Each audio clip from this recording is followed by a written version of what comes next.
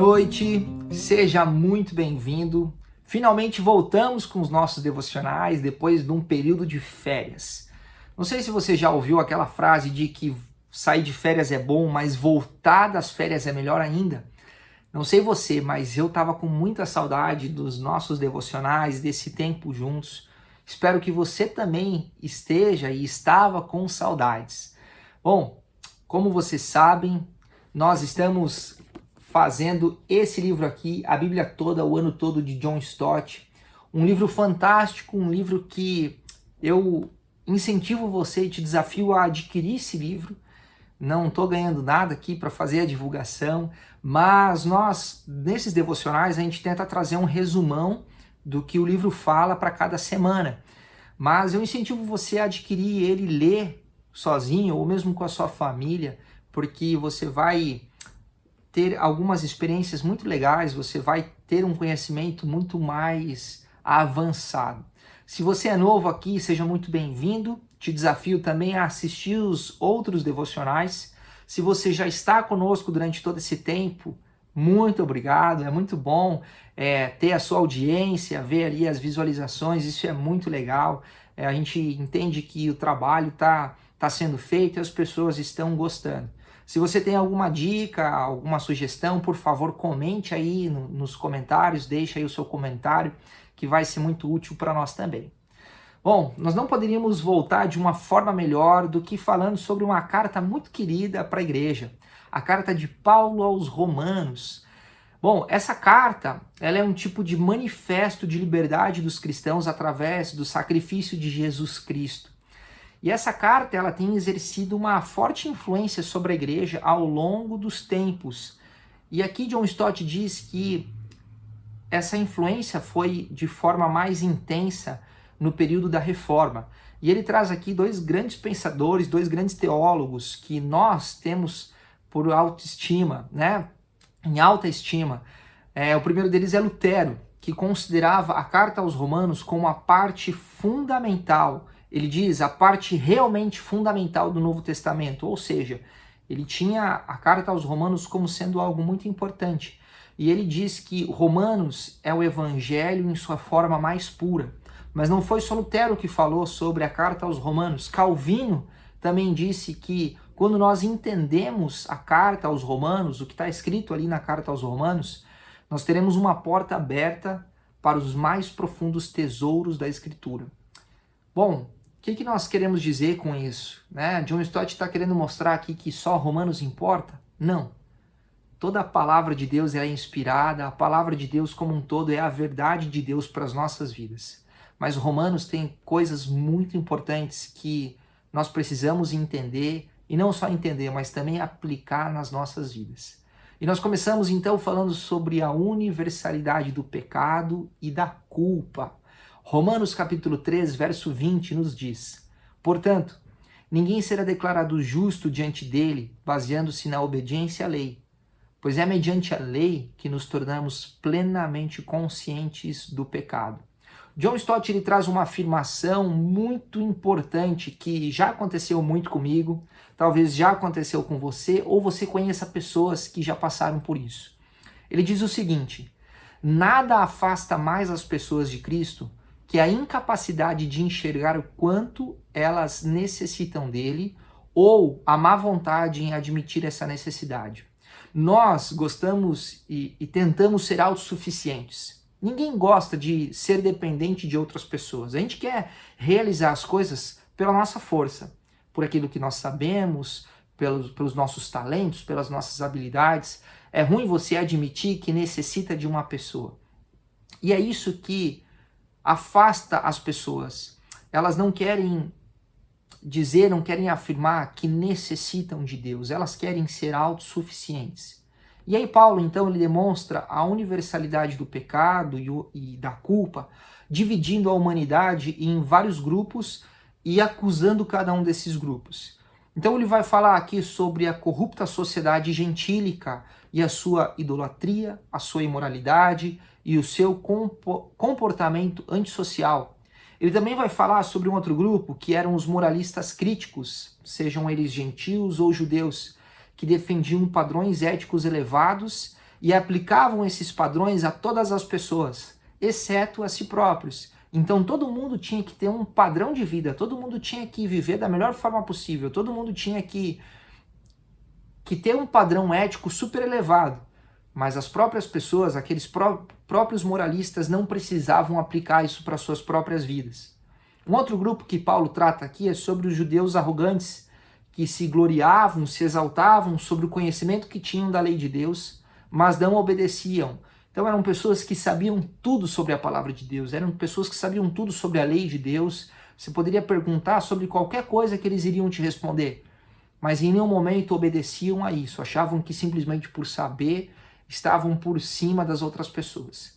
E ainda Paulo fala sobre toda a raça humana. Por quê? Porque todos nós, seja gentil, seja judeu, seja alguém que é moralista ou não, seja um cara que faz tudo errado ou um cara que tenta fazer tudo certo, todos nós somos culpados e todos nós somos indesculpáveis diante de Deus. Todos nós pecamos, Romanos deixa isso muito claro, Paulo deixa isso muito claro na carta aos Romanos, que todos nós somos pecadores e carecemos da glória de Deus, estamos afastados da glória de Deus. Todos nós pecamos tentando fazer o melhor ou tentando viver uma vida não se importando com as coisas. Todos nós pecamos e somos indesculpáveis diante de Deus. Então, o que resta para nós? Talvez seja uma pergunta que fica aí, alguns pontos de interrogação. O que resta para mim e para você se todos nós somos culpáveis e todos nós somos indesculpáveis diante do Senhor? O que resta para nós? Uma das coisas mais legais da palavra de Deus, uma das coisas que mais me chama a atenção é que Deus, ele não é aquele cara que mostra o problema, cruza os braços e fica olhando como as pessoas vão resolver sem dar a mínima, né? Ele não joga uma bomba no nosso colo e fica olhando quando que vai explodir. Deus, ele é esse ser que mostra o problema, ele mostra o que há de errado, mas ele nos dá um caminho e mostra como que nós podemos resolver essa situação, como que nós podemos sair desse problema, como nós podemos desarmar essa bomba. Eu e você somos pecadores, eu e você somos indesculpáveis diante de Deus. Mas há uma esperança, né? Nem tudo está perdido, há uma luz no fim do túnel. Romanos capítulo 3, verso 26 nos diz: mas no presente, Deus demonstrou a sua justiça, a fim de ser justo e justificador daquele que tem fé em Jesus. E Romanos capítulo 5, verso 8: mas Deus demonstra seu amor por nós. Cristo morreu em nosso favor quando ainda éramos pecadores. Há uma esperança, há uma luz no fim do túnel, há uma demonstração divina de amor. E aqui, John Stott ele diz que demonstrar, a expressão demonstrar, ela é uma expressão muito fraca e que a melhor expressão aqui deveria ser provar. Deus prova do seu amor. Por quê? Qual que é a essência do amor? A essência do amor é dar. Quando você ama uma pessoa, quando você gosta de alguém, você faz tudo que está a seu alcance para aquela pessoa. Então você dá do seu tempo, você dá das suas habilidades, você talvez dá de recursos, você dá os seus talentos, enfim, você se doa para a pessoa demonstrando o teu cuidado para com ela. E o grau do amor ele é medido em parte pelo custo do presente, por quanto aquele presente vale, e também em parte pelo valor ou pela falta de valor de quem o recebe. Nós, infelizmente, julgamos, não deveria ser assim, mas nós julgamos, né? E quando uma pessoa recebe um presente, seja lá um carro, seja uma esposa, seja um marido, seja subir de cargo no trabalho, seja receber um aumento salarial, nós olhamos para aquele presente e fazemos um julgamento. Ah, mas aquela pessoa não merece, isso nem trabalha tanto assim. Ah, mas ele nem fez o que deveria fazer para conquistar aquela pessoa e casar com ela. Mas por que aquela pessoa ganhou um aumento salarial? Nada a ver. Nós fazemos julgamentos, não deveríamos, né? Não deveríamos fazer esse tipo de julgamento, mas nós fazemos. Agora, olha para o presente que eu e você ganhamos. Nós não merecíamos nada a não ser o juízo divino. Nós não merecíamos nada a não ser o julgamento de Deus, que é justo pelos nossos pecados. Mas Deus nos deu o seu único filho, seu filho unigênito, para morrer numa cruz, para que eu e você pudéssemos ter a opção de vida e uma vida abundante. Isso é uma demonstração incrível do quanto Deus nos ama. Isso é uma demonstração incrível de que há esperança, de que Deus mostra o problema, mas Ele mostra também a solução desse problema. Mas claro, existe a nossa responsabilidade. E eu quero que você preste atenção nisso. Romanos capítulo 6, verso 1. Que diremos então? Continuaremos pecando para que a graça aumente? Provavelmente você já viu esse versículo. E talvez surgiu uma dúvida no teu coração, né? Poxa, mas se existe a graça, se Deus mandou seu filho para morrer numa cruz por mim, então não tem problema, eu posso continuar pecando porque a graça superabundou o pecado e tá tudo bem, vamos continuar vivendo dessa vida. Mas aqui é uma parada, algo que eu e você precisamos prestar muito atenção, que a gente precisa olhar com um olhar muito crítico. Não é porque existe a graça que você pode viver a tua vida do jeito que quiser e achar que não tem nenhum problema. Não é porque Deus demonstra o problema e mostra a solução que nesse meio tempo você pode viver da forma como quiser e não tem problema algum. John Stott diz que cristãos que fazem esse tipo de pergunta, né, se existe a graça, então nós podemos continuar pecando, demonstram que nunca entenderam o significado de ter entregue a sua vida para Cristo e terem se batizado, mostrando isso de forma pública para as pessoas que agora não vivem mais a sua vida, mas vivem uma vida para glorificar e engrandecer o nome de Cristo. Quando nós aceitamos Jesus como sendo o Senhor e Salvador das nossas vidas, nós decidimos morrer para o pecado e nós decidimos trilhar esse caminho para conseguir chegar na solução, para conseguir desarmar essa bomba, para conseguir viver uma vida que agrada ao nome do Senhor, para que não sejamos mais tão indesculpáveis diante do Senhor, para que tenhamos uma vida que glorifique o seu nome. A conversão e o batismo, elas fecham a porta para a velha vida e abrem as portas para uma vida nova, uma vida de andar com o Senhor, uma vida de reconhecer o sacrifício que Jesus Cristo fez naquela cruz e entender que existe a minha responsabilidade, a minha busca por santificação, a minha busca por ter uma vida que glorifique o nome do Senhor. Mas olha só, algo muito importante que nós precisamos ter em mente. Não é impossível voltar atrás. E se você tem vivido essa luta entre carne e espírito, você sabe o quão difícil é você conseguir se manter no espírito. Então não é impossível você voltar e viver as obras da carne, você viver aí as vontades da carne. Mas John Stott ele nos diz que é inconcebível que nós façamos isso. Uma vez que você experimenta, uma vez que você entende o sacrifício de Jesus Cristo na cruz, você entende que Jesus morreu por você, um pecador indesculpável. Quando você passa a viver essa nova vida, começa a viver experiências com o Senhor, começa a aprender, a desfrutar desse relacionamento incrível com o Senhor, começa a entender quem Deus é e aquilo que Deus quer para a tua vida, é inconcebível que você queira voltar e continuar vivendo as práticas que você vivia no passado. Por isso é necessário que dia após dia nós entendamos quem nós somos com Cristo, que nós somos um com Cristo. E não só isso, que nós somos escravos de Deus, nós somos servos de Deus e não servos do pecado, não escravos do pecado. Eu e você, nós devemos viver para glorificar a Deus, para engrandecer o nome dele, como novas criaturas, como pessoas que entenderam que existe essa luz no fim do túnel, que existe essa esperança, e essa esperança se chama Jesus Cristo. Ele morreu na cruz para que eu e você tivéssemos a oportunidade de ter uma nova vida, uma vida cheia de experiências, uma vida cheia de luz, uma vida que já não anda mais nas trevas. Mas sim, existe a minha e a sua responsabilidade diante disso. E a pergunta é, como você tem encarado essa responsabilidade? Como você tem visto essa oportunidade, mas também essa responsabilidade de buscar ter uma vida santa, de buscar ter uma vida que glorifica o nome do Senhor, não só nos finais de semana, mas em toda a tua vida, sendo um cristão que busca pela plenitude do Espírito Santo? Essa resposta só você pode dar.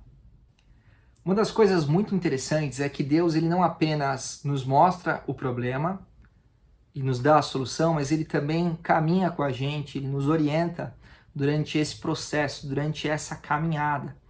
E nós podemos ver nesse processo o amor inabalável de Deus. Romanos capítulo 8, um dos capítulos mais conhecidos, os últimos versículos, versículo 38 e 39, nos diz: estou convencido de que nem morte nem vida, nem anjos nem demônios, nem o presente nem o futuro, nem quaisquer poderes, nem altura, nem profundidade, nem qualquer outra coisa na criação será capaz de nos separar do amor de Deus que está em Cristo Jesus, nosso Senhor. Bom, dentro desse capítulo 8, os últimos 12 versículos nos chamam muito a atenção. E John Stott aqui ele vai trazer 15 questões muito importantes. Ele divide em 3 grupos. Primeiro ele fala sobre 5 convicções inabaláveis, depois ele vai falar sobre 5 afirmações inegáveis, e por último ele fala sobre 5 perguntas irrespondíveis. Então acompanha comigo, a partir do verso 28, começando sobre as 5 convicções inabaláveis. Primeiro, sabemos que Deus age, ele não é um Deus que está ali de braços cruzados, esperando que os seus filhos façam e tentem achar soluções. Ele é um Deus que age. Segundo, é um Deus que age em todas as coisas. Então é um Deus que está ali presente, fazendo as coisas acontecer. Terceiro, ele age para o bem do seu povo. Quarto, ele age assim para aqueles que o amam. Então é um Deus que corresponde, é um Deus relacional. E quinto, ele age para aqueles que foram chamados de acordo com o seu propósito. E aí, nos versos 29 a 30, nós vemos 5 afirmações inegáveis que se referem ao povo de Deus. Primeiro, Deus os conheceu o seu povo de antemão. Mostra aí o amor e o cuidado de Deus para com o seu povo. Deus também os predestinou para serem conforme a imagem de seu Filho. Terceiro, Deus os chamou para si através do Evangelho. Então Deus ele mostra a solução, ele nos dá essa oportunidade. Deus os justificou e Deus os glorificou. E aí nós vemos as 5 perguntas irrespondíveis. Se você está com a sua Bíblia aberta, acompanha comigo, verso 31 do capítulo 8. Primeira questão, se Deus é por nós, quem será contra nós? Segunda questão, verso 32.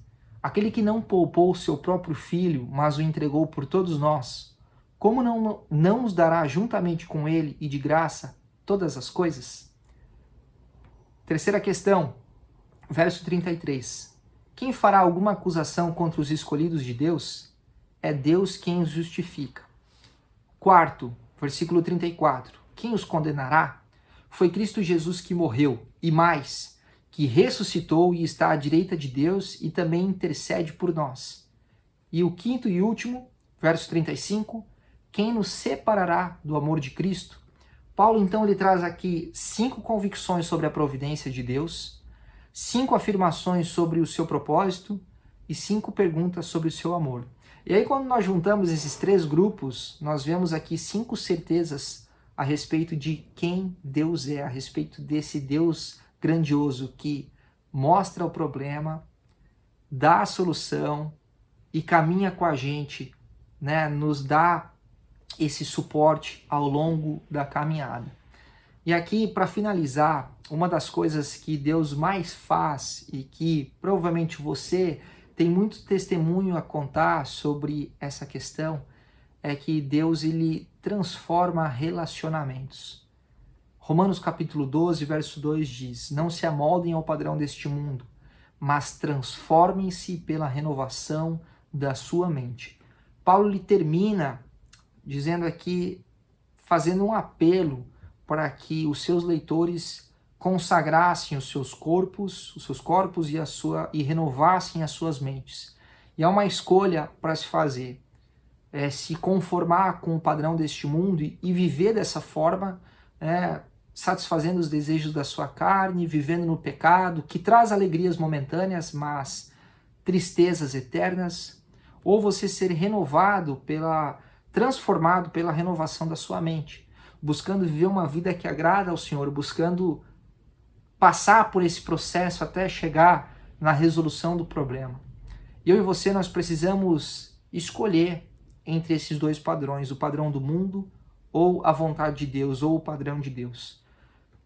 É uma escolha fácil a se fazer no momento, mas ela é difícil no dia a dia. É difícil você falar não para as suas vontades carnais e falar sim para engrandecer e satisfazer o nome do Senhor Jesus Cristo.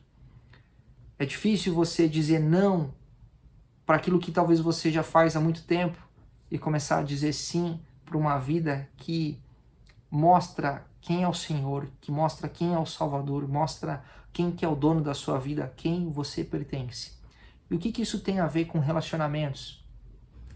Paulo, ele precisou trabalhar na vida daquela igreja de Roma com dois grupos que nós sabemos que tinham uma história bem complicada, os gentios e os judeus. E eram dois grupos que estavam na mesma igreja e que tinham muitos conflitos.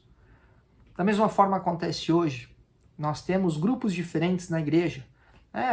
Eu e você, que está me ouvindo aí hoje, que está assistindo esse devocional, você foi criado de uma forma muito diferente da minha. Você teve uma educação diferente da minha, você veio de uma cultura diferente da minha. E a igreja está repleta de pessoas diferentes, onde foram ensinadas e criadas de formas diferentes. Mas quando nós temos a nossa mente renovada e transformada pelo Senhor, apesar das nossas diferenças, juntos, nós nos unimos como corpo de Cristo para glorificar o nome dele, para engrandecer o nome dele. Não mais para satisfazer as minhas vontades, os meus desejos, a minha forma de ver igreja, mas sim a forma que Deus deseja que a nossa igreja seja. Que eu e você, juntos como igreja, possamos nos unir para engrandecer o nome de Cristo. É interessante que no restante aí dos capítulos que se seguem depois do capítulo 12, Paulo fala muito a respeito desses relacionamentos e de como a igreja deveria se portar diante disso. E a pergunta que eu finalizo nesse devocional é: como estão os teus relacionamentos? Isso diz muito sobre a nossa vida. Eu quero terminar contando um testemunho pessoal. Quando eu estava ali na minha fase do início da juventude, os meus únicos amigos eram pessoas que não moravam na minha cidade. Eram pessoas que moravam longe, que eu conhecia em Acanzeca, em Congresso, enfim, eram pessoas que eu não tinha relacionamento dia após dia. E as pessoas que estavam ali ao meu redor, eu olhava para elas e falava: essa galera não me entende, esse pessoal não quer saber da minha vida. E claro, era muito fácil viver dessa forma, porque os meus amigos que eu julgava serem de verdade eram amigos que me conheciam só de acampamento, não estavam ali comigo dia a dia. E depois de um tempo que eu entendi esse meu erro, entendi que precisava me relacionar com as pessoas que estavam ali, que eram os meus irmãos, a galera da igreja, eu entendi que muita coisa precisava mudar na minha vida e eu precisava ter essa mente renovada, eu precisava ter as minhas atitudes renovadas e agora sendo moldadas pelo Senhor. Não que os meus amigos de fora não fossem amigos, são amigos até hoje, mas é preciso ter esse bom relacionamento entre o corpo de Cristo. E isso demonstra como está o nosso relacionamento com o Senhor. Se o nosso relacionamento com Deus está bom, nosso relacionamento com as pessoas também está bom. E a pergunta é: como que está o teu relacionamento com as pessoas? Deus, ele mostra o problema, ele mostra a solução e ele te acompanha nesse processo. Mas também tem a tua responsabilidade, meu querido irmão e minha querida irmã. E eu espero do fundo do meu coração que você dê o seu melhor e faça a sua parte para que Cristo faça a parte dele também. Amém? Deus te abençoe. Fique agora no nosso encontro de oração, um tempo maravilhoso, um tempo onde a gente tem experimentado muito daquilo que Deus tem feito na vida da nossa igreja, na vida dos nossos irmãos. Então, participe conosco agora da nossa sala de oração e fique ligado nas programações da igreja. Muita coisa legal acontecendo e você não pode ficar fora disso, tá bom? Até mais, até semana que vem. Um grande abraço e tchau.